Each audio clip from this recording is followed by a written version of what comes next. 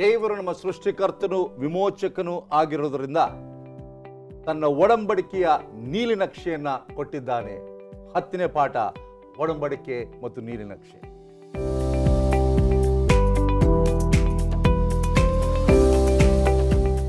ದೇವರ ಒಡಂಬಡಿಕೆ, ದೇವರ ನಿಯಮ ಮತ್ತು ನೀಲಿನಕ್ಷೆ ಅದ್ಭುತವಾಗಿರ್ತಕ್ಕಂಥ ಪಾಠ.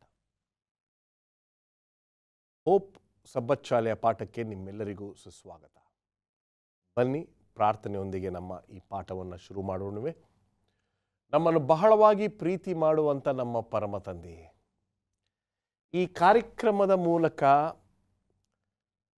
ಮಾಧ್ಯಮಗಳ ಮೂಲಕ, ಮನೆಯಲ್ಲಿ ಟಿವಿಗಳ ಮೂಲಕ, ಕೈಯಲ್ಲಿ ಸೆಲ್ಫೋನ್ಗಳ ಮೂಲಕ ಈ ಕಾರ್ಯಕ್ರಮವನ್ನು ವೀಕ್ಷಣೆ ಮಾಡ್ತಾ ಇರ್ತಕ್ಕಂಥ ನನ್ನ ಸಹೋದರ ಸಹೋದರಿಯರನ್ನು ಆಶೀರ್ವದಿಸಿ ಈ ಮೂಲಕ ನಿನ್ನ ಜೊತೆ ಸಂಬಂಧವನ್ನು ಇನ್ನೂ ಹೆಚ್ಚಿನ ರೀತಿಯಲ್ಲಿ ಬೆಳೆಸುವಂತೆ ಈ ಕಾರ್ಯಕ್ರಮವನ್ನು ನೀನೇ ನಡೆಸಿಕೊಡಬೇಕೆಂದು ಯೇಸು ಕ್ರಿಸ್ತನ ದಿವ್ಯನಾಮದಲ್ಲಿ ಆಶೀರ್ವಾದವನ್ನು ಬೇಡಿ ಹೊಂದಿದ್ದೇವೆ ನಮ್ಮ ತಂದೆಯೇ, ಆಮೆನ್.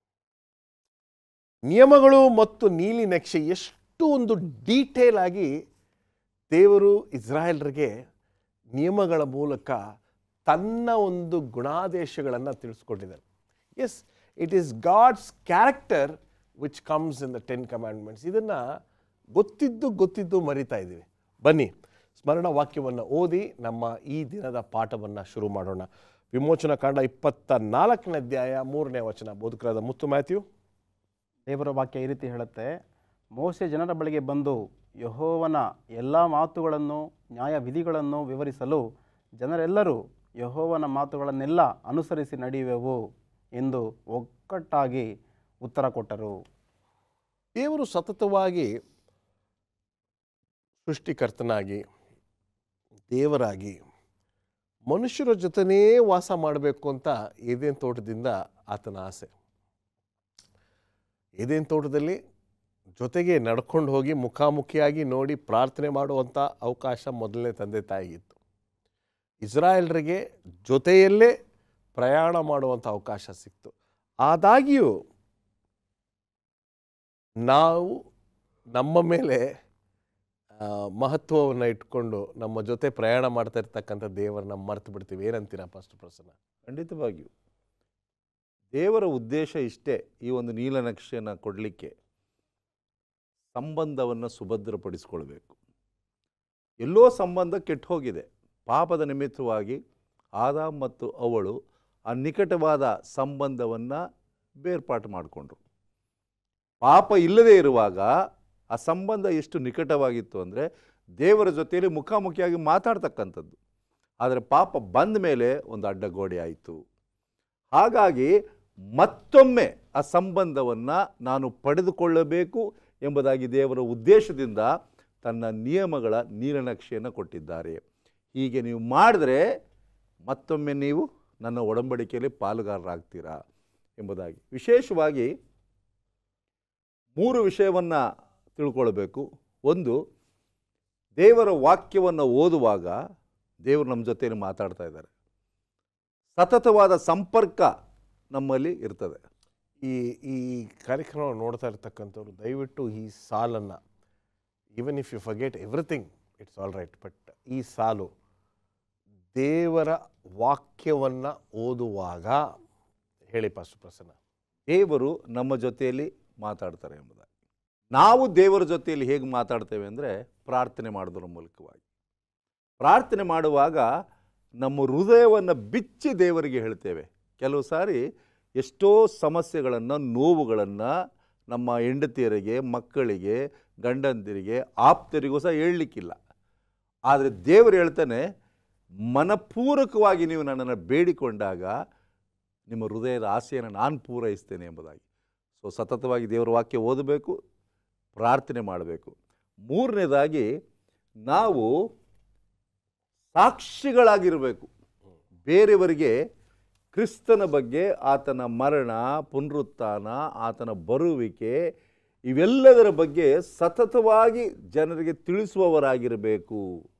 ಯಾಕೆಂದರೆ ಇದರ ಮೂಲಕವಾಗಿ ತಾನೇ ನಾವು ದೇವರ ಅನ್ಯೋನ್ಯತೆಯನ್ನು, ಪ್ರೀತಿಯನ್ನು ಜನರಿಗೆ ಹಂಚ್ತೇವೆ. ಎಲ್ಲಿ ಪ್ರೀತಿ ಇಲ್ಲ, ಎಲ್ಲಿ ಅನ್ಯೋನ್ಯತೆ ಇಲ್ಲ, ಆಜ್ಞೆಗಳಿಗೆ ಬೆಲೆ ಇಲ್ಲ. ದೇವರ ಗುಣಾತಿಶಯವನ್ನು ವ್ಯಕ್ತಪಡಿಸುವ ಆಜ್ಞೆಗಳಲ್ಲಿ ಆಜ್ಞೆಗೆ ಪ್ರೀತಿ ಇದೆ. ಪ್ರೀತಿಸುವುದರಿಂದಲೇ ದೇವರ ಆಜ್ಞೆಗಳನ್ನು ಕೊಟ್ಟ. ಆ ಪ್ರೀತಿಯನ್ನು ನಾವು ಗಳಿಸುವುದಕ್ಕೆ ಆತನ ಆಜ್ಞೆಗಳನ್ನು ಕೈಕೊಂಡು ನಡೀಬೇಕು. ವಂಡರ್ಫುಲ್. ಈ ಭಾನುವಾರದ ಪಾಠಕ್ಕೆ ನಾವು ಬರುವುದಾದರೆ ಇಲ್ಲಿ ಒಂದು ಪುಸ್ತಕದ ಬಗ್ಗೆ ಮತ್ತು ರಕ್ತದ ಬಗ್ಗೆ ಬರೆಯಲ್ಪಟ್ಟಿದೆ. ಇದು ಯಾವುದು ಪುಸ್ತಕ, ಇದು ಏನು ರಕ್ತ, ಹೇಳಿ ಪಾಸ್ಟ್ರೆ.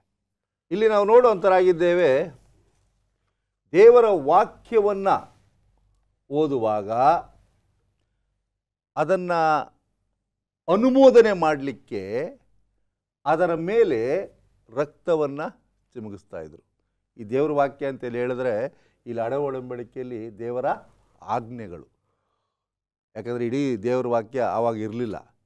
ಈ ಆಜ್ಞೆಗಳನ್ನು ನಾವು ಸ್ಥಿರಪಡಿಸಿಕೊಳ್ಳುವಾಗ, ಯಾಕೆಂದರೆ ನಾವು ಅಂದುಕೊಂಡಿದ್ದೇವೆ ಸತ್ಯವೇದ ಎಂಬತಕ್ಕಂಥದ್ದು ಜೀವಿಸುವ ವಾಕ್ಯ, ಅದರಲ್ಲಿ ದೇವರ ಸಂಬಂಧ ಇದೆ ಎಂಬುದಾಗಿ.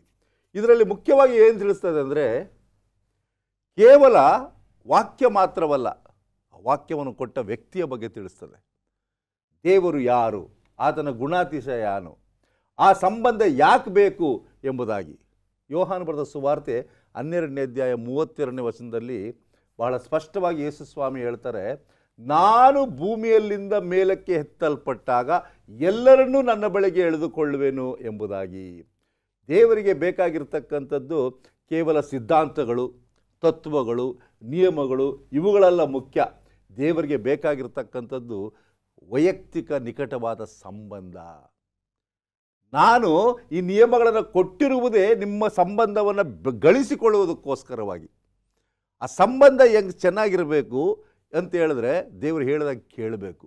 ಯಾಕೆಂದ್ರೆ ನನ್ನ ಪ್ರೀತಿಸುವವನು ನನ್ನ ಆಜ್ಞೆಗಳನ್ನು ಕೈಕೊಂಡು ನಡಿಬೇಕು. ಹೇಗೆ ಸಂಬಂಧ ನಾವು ಬೆಳೆಸ್ಕೊಳ್ಳಿಕ್ಕೆ ಸಾಧ್ಯ ಎಂಬುದಾಗಿ ಹೇಳುವಾಗ ಯೋಹಾನ ಬರೆದ ಸುವಾರ್ತೆ 15ನೇ ಅಧ್ಯಾಯ 1ರಿಂದ 5ನೇ ವಚನದಲ್ಲಿ ಅವನು ಹೇಳುವಾಗ ಇಲ್ಲಿ ಸ್ವಾಮಿ ಹೇಳ್ತಾನೆ, ನಾನೇ ದ್ರಾಕ್ಷಿಯ ಬಳ್ಳಿ, ನೀವು ಕೊಂಬೆಗಳು. ಇವುಗಳು ಎರಡು ಜೊತೆಯಲ್ಲಿರುವಾಗ, ಕೊಂಬೆ ಮತ್ತು ಬಳ್ಳಿ ಜೊತೆಯಲ್ಲಿರುವಾಗ ಅವು ಬಾಡಿ ಹೋಗೋದಿಲ್ಲ. ನನ್ನನ್ನು ಬಿಟ್ಟು ನೀವೇನು ಮಾಡಲಿಕ್ಕೆ ಶಕ್ತರಲ್ಲ ಎಂಬುದಾಗಿ ಹೇಳುವಾಗ ಈ ಸಂಬಂಧ ಅನೇಕ ಸಾರಿ ನಮ್ಮನ್ನು ಸುಭದ್ರಗೊಳಿಸುತ್ತದೆ. ವಿಶೇಷವಾಗಿ ಒಂದೊಂದು ತಿಳ್ಕೊಳ್ಬೇಕು, ಇಸ್ರಾಯೇಲ್ ಜನಾಂಗದವ್ರು ಹೇಳ್ತಾರೆ, ದೇವರೇ ನೀವು ಏನು ಹೇಳ್ತೀರಾ ಅದೆಲ್ಲವನ್ನ ಮಾಡ್ತೇವೆ ನಾವು ಎಂಬುದಾಗಿ ವಿಮೋಚನಕಾಂಡ 24ನೇ ಅಧ್ಯಾಯದಲ್ಲಿ ಪದೇ ಪದೇ ಹೇಳ್ತಾ ಇರ್ತಾರೆ. ಅದೇ ರೀತಿ ನಾವು ಸಹ ಅನೇಕ ಸಾರಿ ದೇವರೇ ನೀವು ಏನು ಹೇಳ್ತೀರೋ ಅದನ್ನು ಮಾಡ್ತೇವೆ ಅಂತೇವೆ. ಆದರೆ ಪ್ರಶ್ನೆ, ನಿಜವಾಗ್ಲೂ ಮಾಡ್ತಾ ಇದ್ದೀವ? ಉಲ್ಲಂಘನೆ ಮಾಡ್ತೇವೆ, ದೇವರಿಗೆ ವಿರೋಧವಾಗಿ ಹೋಗ್ತೇವೆ. ಹಾಗಾಗಬಾರ್ದು ಅಂತ ದೇವರು ಒಂದು ನೀಲನಕ್ಷೆಯನ್ನು ಕೊಟ್ಟು ಹೇಳ್ತಾನೆ, ತನ್ನ ರಕ್ತವನ್ನು ಚಿಮುಕಿಸಿ ಹೇಳ್ತಾನೆ, ಇದು ಒಂದು ಅನುಮೋದನೆ, ಒಡಂಬಡಿಕೆ. ದೇವರು ತುಂಬ ಕ್ಲಿಯರ್ ಆಗಿದ್ದಾರೆ. ಅವರು ನಮಗೆ ಏನು ತಿಳಿಸ್ಬೇಕು ಅದನ್ನು ತಿಳಿಸಿದ್ದಾರೆ, ನಾವೇ ಅದನ್ನು ಅರ್ಥ ಮಾಡ್ಕೊಂಡಿಲ್ಲ. ಖಂಡಿತವಾಗಿ ಅಲ್ವೇ? ಸಣ್ಣ ವಿರಾಮವನ್ನು ತೆಗೆದುಕೊಳ್ಳೋಣ. ಒಂದು ಸಣ್ಣ ವಿರಾಮದ ನಂತರ ನಮ್ಮ ಚರ್ಚೆ ಮುಂದುವರಿಯುತ್ತದೆ. ಮರಳಿ ಸ್ವಾಗತ. ಬನ್ನಿ ನಮ್ಮ ಚರ್ಚೆಯನ್ನು ಮುಂದುವರಿಸ್ಕೊಂಡು ಹೋಗೋಣ. ದೇವರನ್ನು ನೋಡುವುದು, ಹೇಳಿ ಪಾಸ್ಟರ್ ರಾಜದಾಸ್. ಸೋಮವಾರದ ಪಾಠದಲ್ಲಿ ದೇವರನ್ನು ಕಾಣುವುದು ಅಂತ ಹೇಳಿದ್ರೆ ಮೋಶೆ ಮಾತ್ರ ದೇವರನ್ನು ಕಾಣಲಿಲ್ಲ. ಇಲ್ಲಿ ಭಾಳ ಸ್ಪಷ್ಟವಾಗಿ ಗೋಚರ ಆಗಿರ್ತಾರೆ. ವಿಮೋಚನಕಾಂಡ 24ನೇ ಅಧ್ಯಾಯ 9ನೇ ವಚನದಲ್ಲಿ ಯಾರಿಗೆ ದೇವರು ಕಾಣಿಸ್ಕೊಂಡ ಅಂತ ಹೇಳಿದ್ರೆ, ಮೋಶೆ, ಆರೋನ, ನಾದಾಬ್, ಅಬಿಯು ಎಂಬವರು ಇಸ್ರೇಲರ ಹಿರಿಯರಲ್ಲಿ 70 ಮಂದಿಯು ಬೆಟ್ಟವನ್ನು ಹತ್ತಿದರು. ಅವರಿಗೆ ಇಸ್ರೇಲರ ದೇವರ ದರ್ಶನವಾಯ್ತಂತೆ. ಸೊ ಮೋಶೆ ಸಂಗಡಿದ್ದಂಥ 73 ಮಂದಿಗೆ ದೇವರ ದರ್ಶನ ಆಯ್ತಂತೆ. ಎಂತಹ ಒಂದು ಅಮೋಘವಾದಂಥ ಒಂದು ಅನುಭವ. ಈ ಹಿರಿಯರಿಗೆ ದೇವರ ದರ್ಶನ ಆದಾಗ್ಯೂ ಏನಾಗಲಿಲ್ಲ, ಮಾರ್ಪಾಟಾಗಲಿಲ್ಲವಂತೆ. They are not transform. ಇಲ್ಲಿ ಮೋಶೆಗೆ ದೇವರ ದರ್ಶನ ಆದಮೇಲೆ ಅವನ ಮುಖ ಪ್ರಕಾಶಮಯವಾಗಿತ್ತು, ಅವನ ಜೀವಿತ ಪ್ರಕಾಶಮಯವಾಗಿತ್ತು. ಅವನಿಗೆ ಜನ ಭಯಪಡ್ತಾಯಿದ್ರು, ಓ ಇವನು ಬರೇ ದೇವರ ಸಂಗಡದಲ್ಲಿ ಮಾತಾಡಿ ಬಂದಿದ್ದಾನಪ್ಪ ಅಂತೇಳಿ. ಈ ಹಿರಿಯರಿಗೂ ಆಯಿತು. ಆದರೆ ನೀನು ಸ್ವಲ್ಪ ಹಿಂದೆ ನೋಡ್ತೆ ಮುಂದೆ ಹೋದಾಗ ಈ ಹಿರಿಯರೆಲ್ಲ ಮೋಶೆಗೆ ದಂಗೆ ಎತ್ತಾರೆ, ಪ್ರತಿಭಟಿಸ್ತಾರೆ. ಇದು ಸೈತಾನ ಗುಣಲಕ್ಷಣ. ಈಗ ಸ್ಟಿಫ್ ನೆಕೆಡ್ ಪೀಪಲ್ ಅಂತ ತುಂಬ ಹಠವಾದಿಗಳಾಗಿದ್ದರು. ಅಲ್ಲ, ದೇವರನ್ನು ನೋಡಿರ್ತಕ್ಕಂಥವರೇ ಈ ರೀತಿಯಾದ ಒಂದು ಪ್ರತಿಕ್ರಿಯೆಯನ್ನು ನೀಡ್ತಾ ಇದ್ದಾರೆ ಅಂತ ಹೇಳಿದ್ರೆ, ಈ ಆಧುನಿಕ ಇಸ್ರಾಯೇಲ್ರು ಅಂತ ನಮ್ಮನ್ನು ನಾವೇ ಇದು ಮಾಡಿಕೊಂಡಾಗ ಅದಕ್ಕೆ ನಾವು ಇಷ್ಟು ದೂರ ಇದ್ದೇವೆ. ಏನಂತೀರ ಪ್ರಶ್ನೆ? ಖಂಡಿತವಾಗಿಯೂ ನಾವು ಅವರು ದೇವರನ್ನು ನೋಡಿ ಅವಿಧೇಯರಾದರು, ನಾವು ನೋಡದೆ ಅವಿಧೇಯರಾಗಿದ್ದೇವೆ ಅಂತ ಹೇಳುವಾಗ ನಾವು ಹೇಳ್ತೀವಿ ಅವ್ರಿಗಿಂತ ನಾವೇ ಬೆಟರ್ ಆಗಿದ್ದೇವೆ ಕಂಪೇರ್ ಮಾಡುವಾಗ. ಮುಂದುವರಿಸಿ ಪಾಸ್ಟ್ರೆ. ಅಷ್ಟು ಮಾತ್ರ ಅಲ್ಲ, ಮತ್ತೊಂದು ಪ್ರಾಮುಖ್ಯ ವಿಷಯ ಏನಂತ ಹೇಳಿದ್ರೆ, ಮುಂದೆ ವಾಕ್ಯ ಹೇಳುತ್ತೆ, ಆಕಾಶ ಮಂಡಲದಂತೆ ಅತಿ ನಿರ್ಮಲವಾದ ಇಂದ್ರ ನೀಲಮಣಿಯ ನೆಲಗಟ್ಟು ಆತನ ಪಾದಪೀಠವಾಗಿತ್ತು. ಆತನು ಇಸ್ರೇಲರ ಆ ಮುಖಂಡರಿಗೆ ಯಾವ ಕೇಡು ಮಾಡಲಿಲ್ಲ. ಅವರು ದೇವರ ದರ್ಶನ ಮಾಡಿ ಅನ್ನಪಾನಗಳನ್ನು ತೆಗೆದುಕೊಂಡರು. They had A fellowship Mir with god ಅಂತ. ಆ ಪರ್ವತದ ಮೇಲೆ ಈ 73 ಮಂದಿ ಹಿರಿಯರಿಗೆ ದೇವರ ಸಂಗಡ ಅನ್ಯೋನ್ಯತೆ ಕೂಟ ಇತ್ತಂತೆ. ದೇವರೇ ಆ ಭೋಜನವನ್ನು ಏರ್ಪಡಿಸ್ತಂತೆ. ಈ ವಾಸ್ ದ ಹೋಸ್ಟ್ ಅಂತೆ. ಎಷ್ಟು ಅಮೋಘವಾದಂಥ ಅನುಭವ. ಇವತ್ತು ನಾವು ಇದಕ್ಕೆ ಅನುಗುಣವಾಗಿ ಈ ಒಂದು ಭೋಜನವನ್ನು ನಾವು ಅನುಸರಿಸ್ತಾ ಇದ್ದೀವಿ. ಅದ್ಯಾವುದು? ಕರ್ತನ ಮೇಜಿನ ಭೋಜನ. ಆ ಕರ್ತನ ಮೇಜಿನ ಭೋಜನದಲ್ಲಿ ದೇವರು ಪ್ರತ್ಯಕ್ಷವಾಗಿದ್ದಾನೆ ಎಂಬುದಾಗಿ ಅನೇಕರು ಮರೆತುಬಿಟ್ಟಿದ್ದೇವೆ. ಇದು ತ್ರೈಮಾಸಿಕಕ್ಕೊಮ್ಮೆ ನಡೀತಕ್ಕಂಥದ್ದು ಎಂಬುದಾಗಿ ನಾವು ಪರಿಗಣಿಸ್ತೇವೆ. ಆದರೆ ದೇವರು ನಮ್ಮನ್ನು ಆ ಭೋಜನದಲ್ಲಿ ಯಾಕೆ ಸೇರಿಸ್ತಂತ ಹೇಳಿದ್ರೆ, ನಮ್ಮ ಪಾಪಗಳನ್ನು ಕ್ಷಮಿಸ್ತಾನೆ. ಈ ಕರ್ತನ ಭೋಜನ ಸಂಸ್ಕಾರದಲ್ಲಿ ಒಂದು ಭಾಳ ಪ್ರಾಮುಖ್ಯದ ಅಂಶ ಅಂತ ಹೇಳಿದ್ರೆ, ಪಾಪವನ್ನು ನಾವು ಹರಕೆ ಮಾಡಿ ದೇವರು ನಮ್ಮ ಪಾಪವನ್ನು ಕ್ಷಮಿಸಿದ್ದಾನೆ ಎಂಬ ಅರಿವಿನಿಂದ ಹೋಗಬೇಕಾಗಿದೆ. ಆಗ ನಾವು ನೂತನ ಆಗ್ಬೋದು. ಹಿರಿಯರಿಗೆ ಅನುಭವ ಆಯಿತು, ಆದರೆ ಅವರು ಮಾರ್ಪಾಟ ಆಗಲಿಲ್ಲ. ಆದರೆ ನಾವು ಈ ಒಂದು ನಿರ್ದರ್ಶನ ಏನು ಕಲಿಬೇಕಂತ ಹೇಳಿದ್ರೆ, ದೇವರ ಪ್ರಸನ್ನ ಹೇಳಿದಂಗೆ ನಮ್ಗೆ ದೇವರ ದರ್ಶನ ಆಗದೇ ಇರ್ಬೋದು, ಆದರೆ ದೇವರ ಪ್ರಸನ್ನತೆ ಇದಿರುತ್ತೆ. ಪ್ರತಿಯೊಂದು ಭೋಜನದಲ್ಲಿ ಕರ್ತನ ಮೇಲೆ ಸಂಸ್ಕಾರದ ಸ್ವಾಮಿ ನಾ ಇದ್ದೇನೆ, ನಿಮ್ಮ ಕೂಡ ಇರ್ತೀನಿ ಎಂಬುದಾಗಿ ಸ್ವಾಮಿ ಹೇಳಿದ್ದಾನೆ. ಅದನ್ನು ನಾವು ಅಲ್ಗಳಿಲಿಕ್ಕೆ ಸಾಧ್ಯತೆ ಇಲ್ಲ. ಅದನ್ನೇ ಭಾಳ ಸ್ಪಷ್ಟವಾಗಿ ಹೊಸ ಒಡಂಬಡಿಕೆಯಲ್ಲಿ ಓದ್ತೇವೆ. ಪೌಲನು ಭಾಳ ಸ್ಪಷ್ಟವಾಗಿ ಹೇಳ್ತಾನೆ, 1 ಕೊರಿಂಥ 11ನೇದಲ್ಲಿ ನಾವು ಈ ಭೋಜನ ಮಾಡುವಾಗಲೆಲ್ಲ ದೇವರು ನಮ್ಮ ಕೂಡ ಇದ್ದಾನೆ ಎಂಬ ಮಾತ್ರ ಮರಿಬಾರ್ದು. ವಂಡರ್ಫುಲ್. ಮುಂದೆ ಹೋಗೋಣ. ಈ ಮಂಗಳವಾರದ ಪಾಠಕ್ಕೆ ಬರೋಣ. ಇಲ್ಲಿ ತುಂಬ ಒಂದು ಶಕ್ತಿಶಾಲಿಯಾಗಿರ್ತಕ್ಕಂಥ ಪದಪ್ರಯೋಗಗಳನ್ನು ಮಾಡಿದ್ದಾರೆ. Power to obey. ಅದು ಮಾತನ್ನು ಕೇಳಲಿಕ್ಕೆ ಶಕ್ತಿ. ಹೇಳಿ. ಈ ಭಾಗದಲ್ಲಿ ನಾವು ನೋಡೋದಾದರೆ, ವಿಮೋಚನೆ ಕಂಡ 24ನೇ ಅಧ್ಯಾಯ 3-7 ವಾಕ್ಯಗಳನ್ನು ನಾವು ನೋಡೋದಾದರೆ, ಮೋಶೆ ಸಂಗಡ ಜನರು ಮಾತನಾಡ್ತಾ ಇದ್ದಾರೆ. ನೋಡಿ, 3ನೇ ವಚನವನ್ನು ಓದ್ತಿದ್ದೇನೆ. ಮೋಶೆ ಜನರ ಬಳಿಗೆ ಬಂದು ಯೆಹೋವನ ಎಲ್ಲ ಮಾತುಗಳನ್ನು ನ್ಯಾಯ ವಿಧಿಗಳನ್ನು ವಿವರಿಸಲು ಜನರೆಲ್ಲರೂ ಯೆಹೋವನ ಮಾತುಗಳನ್ನೆಲ್ಲ ಅನುಸರಿಸಿ ನಡೆಯುವೆವು ಎಂಬುದಾಗಿ ಒಗ್ಗಟ್ಟಾಗಿ ಹೇಳ್ತಾರೆ. ಅದೇ ರೀತಿ 7ನೇ ವಾಕ್ಯದಲ್ಲಿ ನಾವು ನೋಡೋದಾದರೆ, ತರುವಾಯ ನಿಬಂಧನ ಗ್ರಂಥವನ್ನು ತೆಗೆದುಕೊಂಡು ಜನರಿಗೆ ಕೇಳಿಸುವಂತೆ ಓದಿದನು.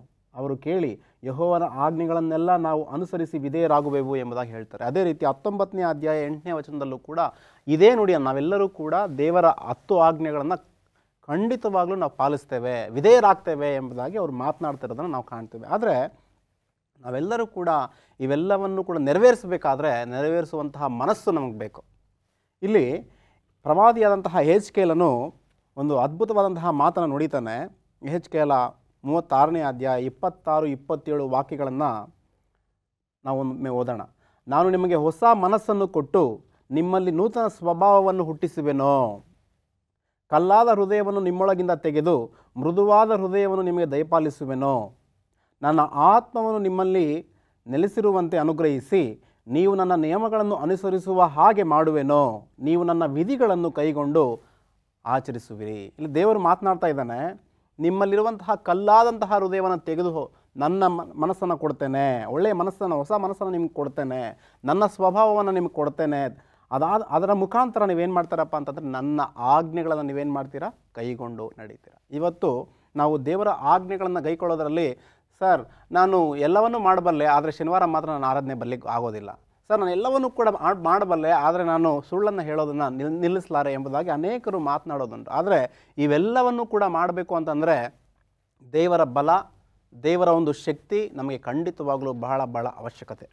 ನಾವು ಒಂದನ್ನು ಗಮನಿಸಬೇಕು, ನಮ್ಮ ಸ್ವಶಕ್ತಿಯಿಂದ ನಾವು ಯಾವುದೇ ಕಾರಣಕ್ಕೂ ಕೂಡ 10 ಆಜ್ಞೆಗಳನ್ನು ನೆರವೇರಿಸಲು ಸಾಧ್ಯವಿಲ್ಲ.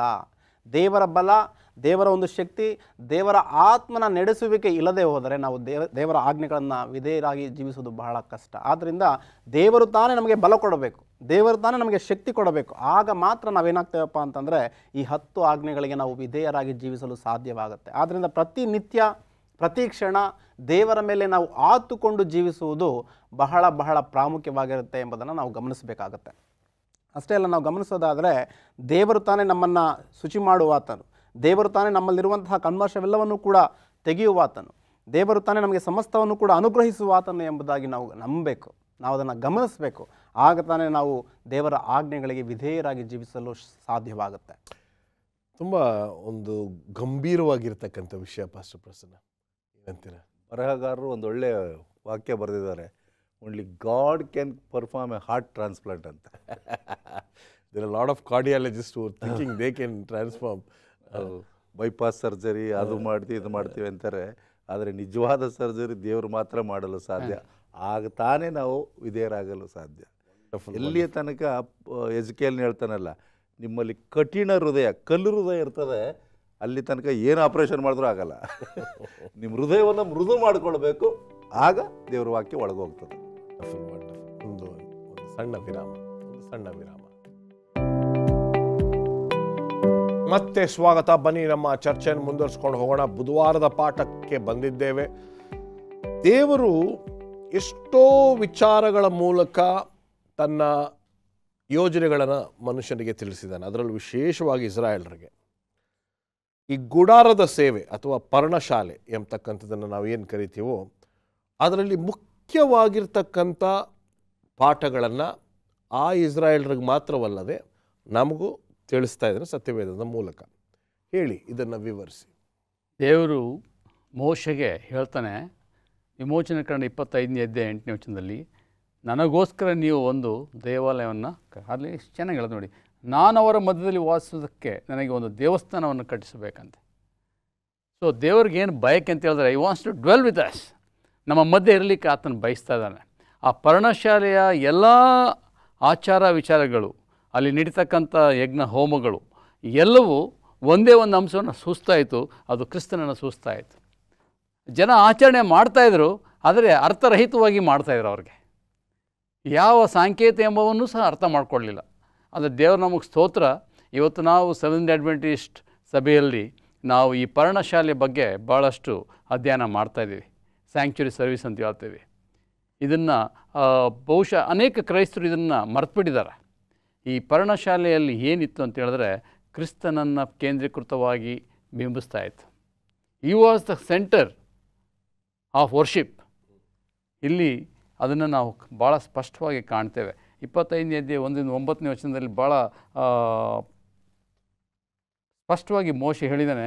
ಯೆಹೋವನು ಮೋಶೆಗೆ ಹೇಳಿದ್ದೇನೆಂದರೆ, ಇಸ್ರಾಯೇಲರು ನನಗೋಸ್ಕರ ಕಾಣಿಕೆಯನ್ನು ಮೀಸಲಿಡಬೇಕೆಂದು ಅವರಿಗೆ ಹೇಳು, ಮನಪೂರ್ವಕವಾಗಿ ಕೊಡುವುದರಿಂದಲೇ ಆ ಕಾಣಿಕೆಯನ್ನು ತೆಗೆದುಕೊಳ್ಳಬೇಕು. ನೀನು ಅವರಿಂದ ತೆಗೆದುಕೊಳ್ಳಬೇಕಾದ ಕಾಣಿಕೆಗಳು ಯಾವುದಂತ ಎಲ್ಲ ವಿವರಣೆ ಮಾಡ್ತಾರೆ.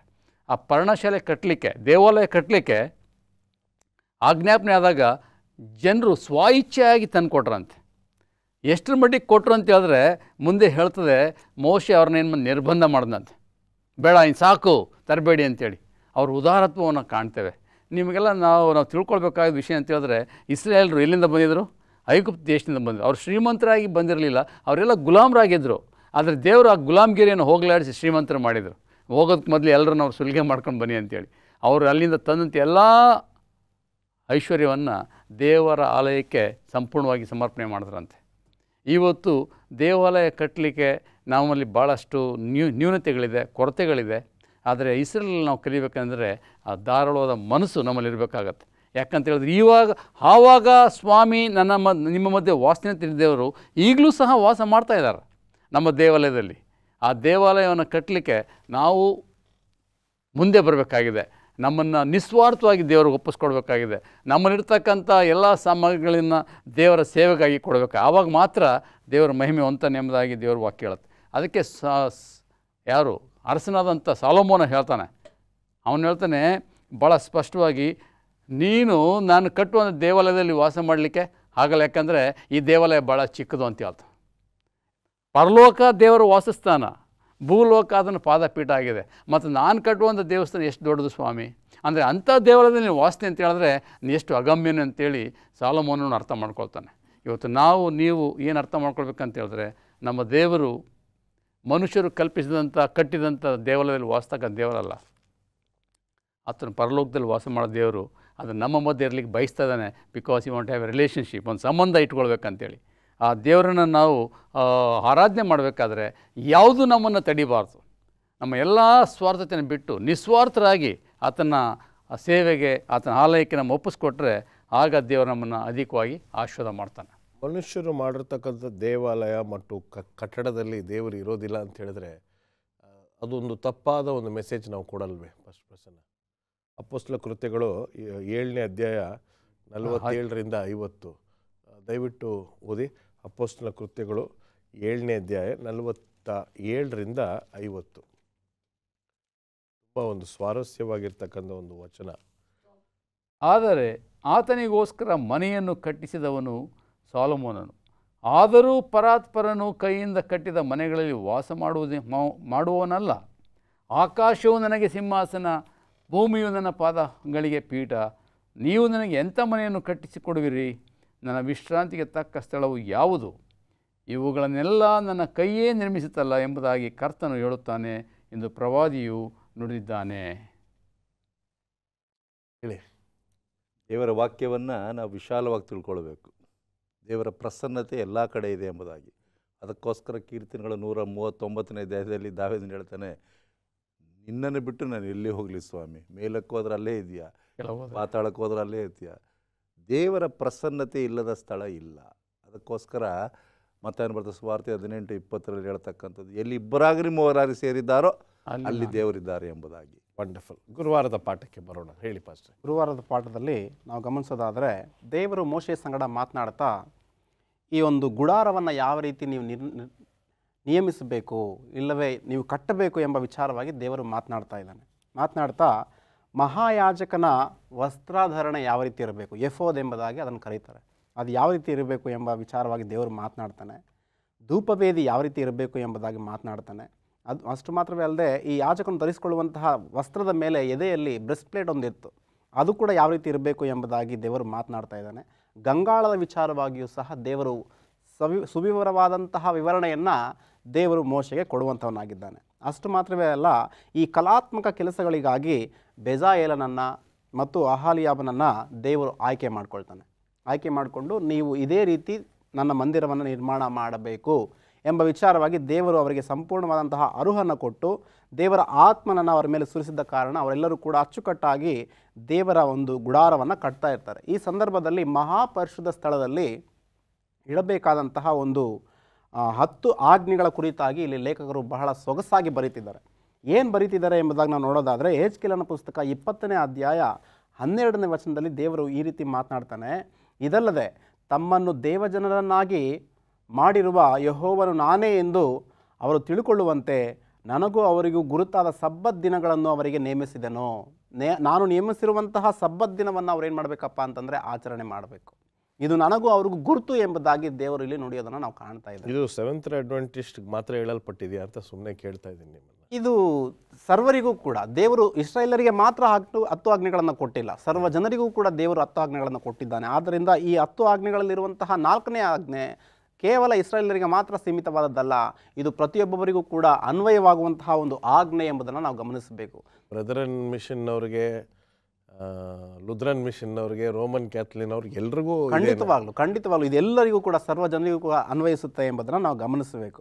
ಅಷ್ಟೇ ಅಲ್ಲ, ಯೇಸು ಸ್ವಾಮಿಯವರು ದೇವರು ಏನು ಮಾಡಿದಾರಪ್ಪ ಅಂದರೆ ಸರ್ವವನ್ನೂ ಕೂಡ 6 ದಿವಸಗಳಲ್ಲಿ ಉಂಟು ಮಾಡಿ 7ನೇ ದಿವಸದಲ್ಲಿ ಆತನ ಏನು ಮಾಡಿದಾನಪ್ಪ ಅಂತಂದರೆ ವಿಶ್ರಮಿಸಿಕೊಂಡಿದ್ದಾನೆ. ಇದು ಆ ದಿನವನ್ನು ಮಾನವನಿಗೆ ಬಹುಮಾನವನ್ನಾಗಿ ಕೊಟ್ಟಿದ್ದಾನೆ. ಆದ್ದರಿಂದ ಈ ದಿನವನ್ನು ಪ್ರತಿಯೊಬ್ಬೊಬ್ಬರೂ ಕೂಡ ಆಚರಣೆಗೆ ತಂದುಕೊಳ್ಬೇಕು ಎಂಬುದನ್ನು ನಾವು ಮನಸ್ಸಿನಲ್ಲಿ ಇಟ್ಕೊಳ್ಬೇಕು. ದೇವರು ನಿಮ್ಮನ್ನು ಹೆಚ್ಚಿನ ರೀತಿಯಲ್ಲಿ ಆಶೀರ್ವದಿಸಲಿ. ಒಂದು ವೇಳೆ ಈ ಪ್ರಶ್ನೆ ನಿಮ್ಮನ್ನು ಕೆರಳಿಸಿದರೆ ಯೋಚನೆ ಮಾಡಿ. ದೇವರು ಹೇಳ್ತಾ ಇದ್ದಾನೆ, ನನ್ನನ್ನು ಪ್ರೀತಿಸಿದರೆ ನನ್ನ ಆಜ್ಞೆಗಳನ್ನು ಕೈಗೊಂಡು ನಡೆಯಿರಿ. ಆಜ್ಞೆಗಳಲ್ಲಿ ಸಬ್ಬತ್ತಿನ ಆಜ್ಞೆ ಇದೆ, ಸ್ವಲ್ಪ ಯೋಚನೆ ಮಾಡಿ. ದೇವರು ನಿಮ್ಮನ್ನು ಹೆಚ್ಚಿನ ರೀತಿಯಲ್ಲಿ ಆಶೀರ್ವದಿಸಲಿ.